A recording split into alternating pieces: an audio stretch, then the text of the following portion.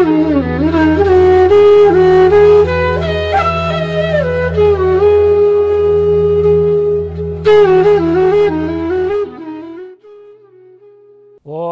శుక్లాంబరధరం విష్ణుం శశివర్ణం చతుర్భుజం ప్రసన్నవదనం ధ్యాయేత్ సర్వవిఘ్నోపశాంతయే అగజానన పద్మార్కం గజానన మహర్నిశం అనేకదంతం భక్తానాం ఏకదంతముపాస్మహే గురవే సర్వలోకానాం భిషజే భవరోగిణాం నిధయే సర్వవిద్యానాం దక్షిణామూర్తయే నమః శ్రీ మహాగణాధిపతయే నమః శ్రీ మహాసరస్వత్యై నమః శ్రీ గురుభ్యో నమః హరి ఓం.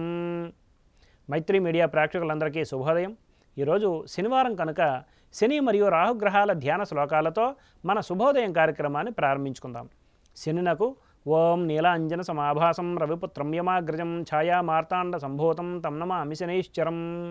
రాహునకు అర్ధకాయం మహావీరం చంద్రాదిత్య విమర్దనం సింహికాగర్భ సంభూతం తం రాహుం ప్రణమామ్యహం అనే ధ్యాన శ్లోకాలని నేడు అవకాశం ఉన్నంత వరకు పారాయణ చేసి సత్ఫలితాలు పొందగలరు.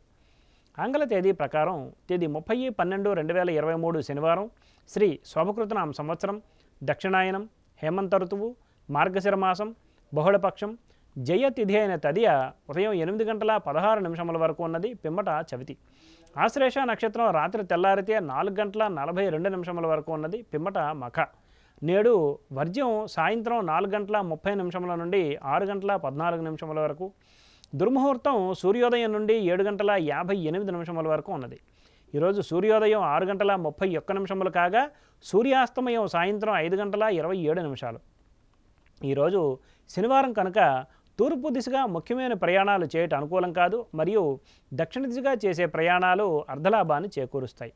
ఇక నేటి శుభ సమయాన్ని పరిశీలిస్తే పగలు 10 గంటల నుండి 11 గంటల వరకు, పిమ్మట సాయంత్రం 6:30 నుండి 8:20 వరకు మంచిది. ఉదాహరించిన ఈ శుభ సమయాలలో స్వల్ప ప్రయాణాలు, గృహోపకరణాల ప్రారంభాలు మాత్రమే తప్ప శుభకార్యాల ముహూర్త నిర్ణయ విషయంలో జ్యోతిష్కును సంప్రదించడం వలన కార్యజయం కాగలదు.